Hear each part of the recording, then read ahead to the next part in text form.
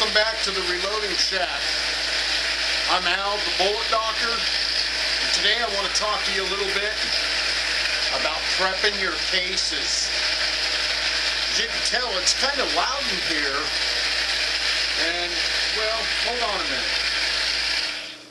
Let's talk a little bit about prepping cases. Very important thing is to make these. Well, let me just open her up and I'll tell you. Again, I told you, you know, I'm pretty much set on one kind of reloading outfit. I use the same. Again, I'm going to tell you, just because that's what I use, don't mean that that's what you have to use. You use what best fits your budget. They all do good work. Just because, you know, I use RCBS and you use Lyman or Lee or Dillon, it doesn't make us, I mean, it doesn't set us apart or anything. It just, you know, it's all about finances and what you can afford and, you know, what's affordable that's out there right now. Today what I want to talk to you about is getting these cases cleaned up so you can reload them. So let's open up. Of course, I'm going to say this now. This is the RCBS vibratory case cleaner. So basically all I do, take a bunch of cases, just like you can see. Let me see what you guys are seeing there. You can see down in here a little bit. Let me see if we can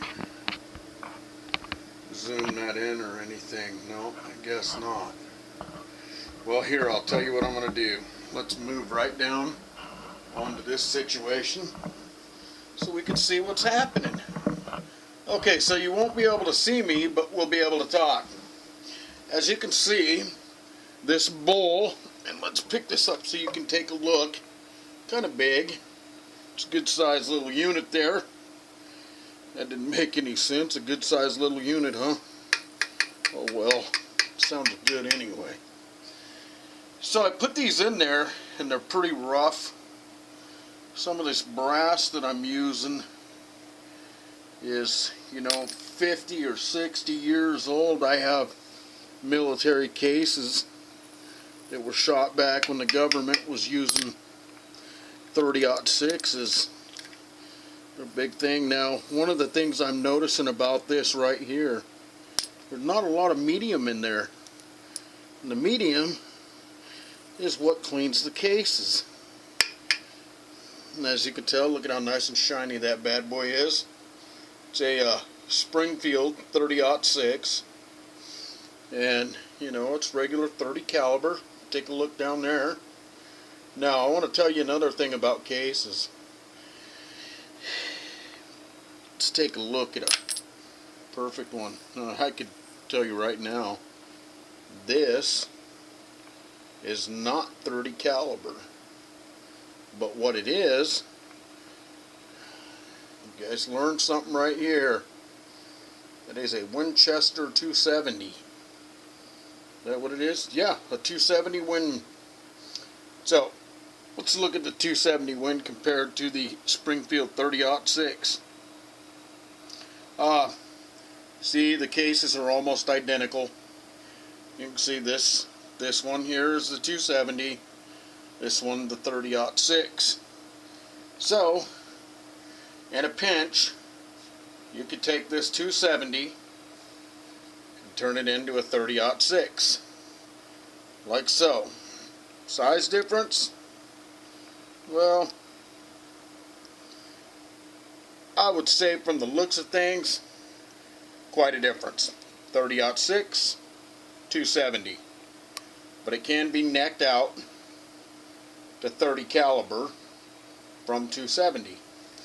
Okay, so now that we've got through that, there is this medium that I have right here in my hand. You see it's pretty dirty. This is what cleans it. Basically all it is ground up walnut shells, and I usually run my cases in there for about anywhere between 5 to 8 hours. Gets them pretty clean. The other thing I wanted to talk to you about,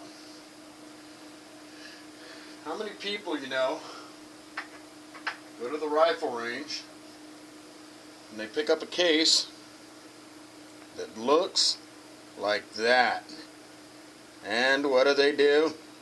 They throw it away because it's all beat up like that. Folks, let me tell you something. There it is, 30-06. You can see it's pretty beat up. You can run this through your sizing die and it will square all that up.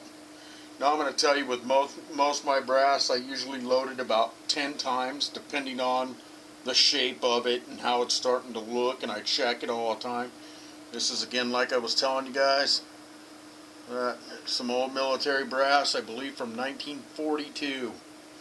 So you can see that that stuff is pretty old looking, right? Look at how nice it looks. This is how you prep your brass.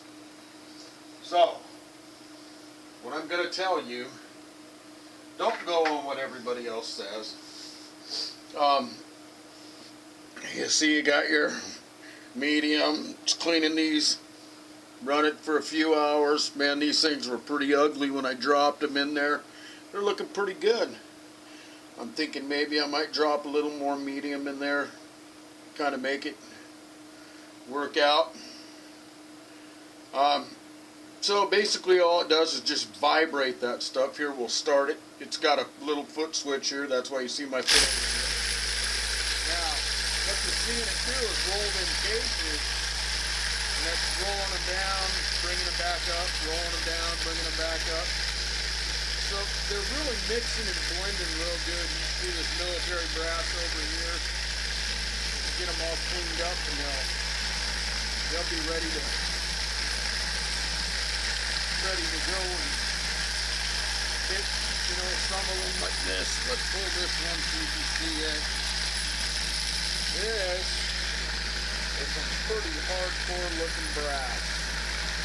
So this is the kind of stuff you want to really let go for a while in there and really let it clean up. I urge you not to put live rounds in here. You can see I got some that have primers in them. I don't urge you to do that at all. So what we're going to do is I'm going to dump some more medium in there.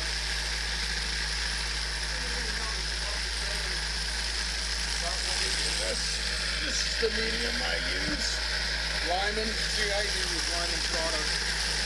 And we're just going to pour that in there. And then all of a sudden it just gets real quiet. That's funny. But that's how it should be. That's about all we're going to put in there.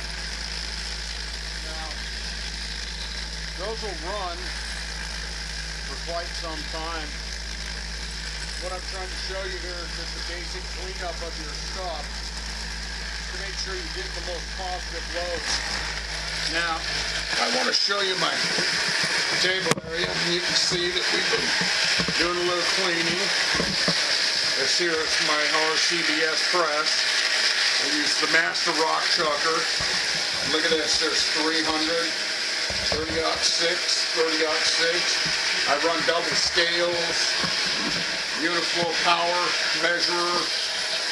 I mean, all of these back here are all bullets, primers, and then we got stacks of powder and reloading dies and books, and all these cans you see laying around in here.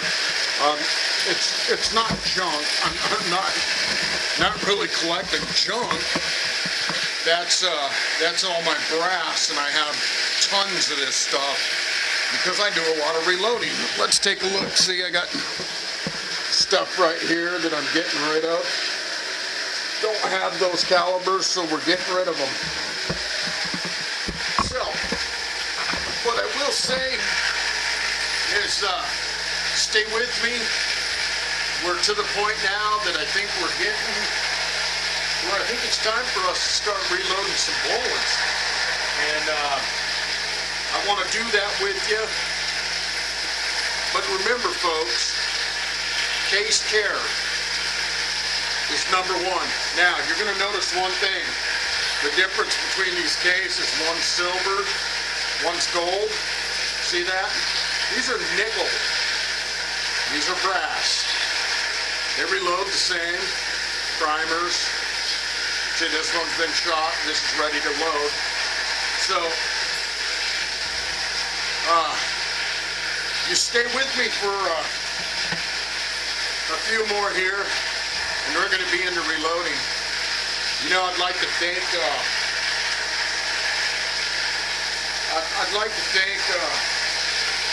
Ivan for coming down and showing you guys a little bit of that reloading. I know that part of the video YouTube wouldn't let me load it. It was too long.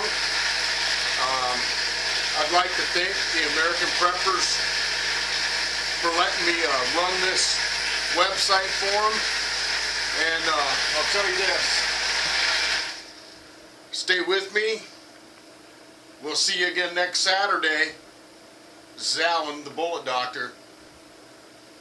Talk to you later. See ya.